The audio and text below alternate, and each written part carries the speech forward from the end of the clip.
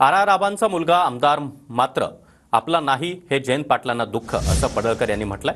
मुलासाठी पाटलांनी जतमध्ये चाचपणी केली असं देखील गोपीचंद पडळकर म्हणाले. गोपीचंद पडळकर यांनी जयंत पाटलांवर ही टीका केली आहे. जयंत पाटलांनी कोणता मोठा प्रकल्प जिल्ह्यामध्ये आणला असा सवाल देखील पडळकरांनी विचारला. आमदार एकटाच जयंतराव आहे.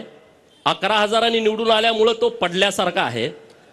आणि जयंतरावचं दुखणं दुसरं आहे की आरआरचा पोरगा आमदार झाला आणि माझा पोरगा आमदार होत नाही, हेच टेन्शन सगळ्यात जास्त जयंतरावला आहे.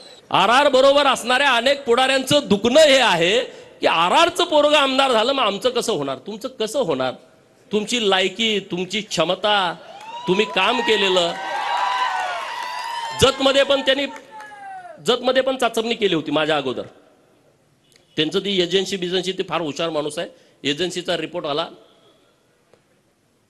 नापास पूर्ण. काही जरी केलं तर काही होत नाही. राजसत्ता आणि राजपाट कधी मागून मिळत नसतो, तो नेहमी हिसकावून घ्यायचा असतो. मी पहिल्यापासून ही भूमिका मांडतोय. तुमच्यासाठी कुठलं सिंहासन ठेवलेलं नाही आहे.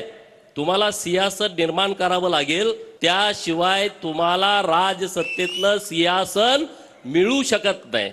अरे मी 2006 राजकारणामध्ये आलो. 6 ते किती झाले बघा, 24 जनतेतून निवडून यायला. किती वेळा पडलो मी निवडणुकांमध्ये, 5 वेळा मी निवडणुकांमध्ये हारलोय.